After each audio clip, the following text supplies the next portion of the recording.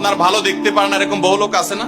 এই হিংসা করলে অনেক সময় বদনজর লাগে, বদনজর। আপনার ভালো কিছু হতে আরেকজনের জ্বালা পড়া শুরু হয়েছে, এর কারণে অনেক সময় মানুষ ক্ষতিগ্রস্ত হয়। বহুবার এই সূরা পড়ে তৎক্ষণাৎ একেবারে পড়ার সাথে সাথে আমি কার্যকরিতা আমার চোখে বহুবার দেখেছি, আলহামদুলিল্লাহ। নবী সাল্লাল্লাহু আলাইহি ওয়াসাল্লাম এক সাহাবীকে বলেছেন, তুমি কি জানো আজকে রাতে যে দুইটা সূরা আমার প্রতি নাজিল হয়েছে, যে আয়াতগুলো নাজিল হয়েছে, এইরকম আয়াত কোরআনে আরেকটা নাজিল হয় নাই। আমার বাচ্চার কোনো অসুবিধা হলে মাঝে মধ্যে আমার মিসেস বলতেন যে একটু দোয়া পড়ে খুদাও তো। আমি আমার মিসেসকে সাথে সাথে বলি, কেন, তুমি দিলে কি সমস্যা? অনেক সময় বাচ্চাকে নিয়ে আসেন, হুজুর একটু তাকে দোয়া পড়ে ফু দিয়ে দেন, একটু পানি পড়ে দেন। আমরা কি দোয়া পড়ি আজকে সেটা আমি আপনাদের সামনে ফ্ল্যাশ করে দিলাম, জানিয়ে দিলাম।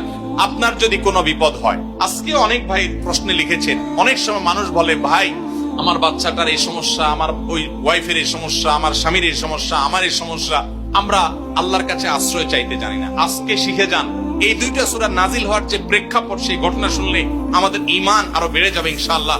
নবী সাল্লাল্লাহু আলাইহি ওয়াসাল্লাম একবার অসুস্থ হয়ে পড়েছেন, এবং অসুস্থতাটা এত মারাত্মক ছিল যে আম্মা জান আয়েশা রাদিয়াল্লাহু তাআলা বলেছেন, অনেক কাজ তিনি করেন নাই, অথচ তিনি বলতেন তিনি করেছেন, মানে তার মনে হতো তিনি করেছেন। আবার অনেক কাজ তিনি করেছেন, তিনি ভুলে যেতেন। মানে এরকম একটা অবস্থা তার তৈরি হয়েছে যে স্বাভাবিক না অস্বাভাবিক, আমাদের অনেকের হয়। তখন নবী সাল্লাল্লাহু আলাইহি ওয়াসাল্লাম বিভিন্ন তখনকার যে চিকিৎসক ছিল তাদের সহযোগিতা নিয়েছেন, বিভিন্ন ট্রিটমেন্ট করেছেন, কিন্তু কোনোভাবে কোনো কাজ হচ্ছিল না। আল্লাহ রাব্বুল আলামিন তার নবী সাল্লাল্লাহু আলাইহি ওয়াসাল্লামের চিকিৎসার জন্য দুইজন ফেরেশতা পাঠিয়েছেন।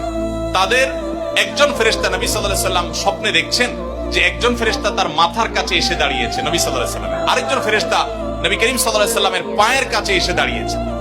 মাথার কাছে যে ফেরেশতা দাঁড়িয়েছে, ওই ফেরেশতা পায়ের কাছে থাকা ফেরেশতাকে জিজ্ঞাসা করছিলেন যে এই লোকটার কি হয়েছে, অর্থাৎ নবী সাল্লাল্লাহু আলাইহি ওয়াসাল্লামের কি হয়েছে। তখন পায়ের কাছে থাকা ফেরেশতা খুব মনোযোগ সহকারে শুনেন, পায়ের কাছে যে ফেরেশতা দাঁড়ায় ছিলেন উনি বলতেছেন, ওনাকে, অর্থাৎ আমাদের নবী সাল্লাল্লাহু আলাইহি ওয়াসাল্লামের কথা বলছেন, ওনাকে জাদু করেছে। পায়ের কাছে থাকা ফেরেশতা এটা বলার পর মাথার কাছে থাকা ফেরেশতা আবার জিজ্ঞাসা করলেন, কে জাদু করেছে? পায়ের কাছে থাকা ফেরেশতা তার নামও বলেছে, লবিদ ইবনে আসম নামে এক ইহুদি, উপর দিয়া মুনাফিক মুসলমান সাজছে, আসলে সে ইহুদি, সে জাদু করছে নবী সাল্লাল্লাহু আলাইহি ওয়াসাল্লাম। এটা বলার পর আবার মাথার কাছে ফেরেশতা জিজ্ঞাসা করলেন, জাদুটা কোথায় আছে, কিভাবে করেছে? তখন বলা হলো যে চুলে জাদু করেছে, জাদুর মন্ত্র পড়ে চুলে গিরা দিয়েছে, গিরা দিয়ে জাদু করেছে। এরপর আবার মাথার কাছে ফেরেশতা জিজ্ঞাসা করলেন, জাদুটা কোথায়, জাদুর সেই সুতাটা, সেই ইয়েটা কোথায় রাখা আছে?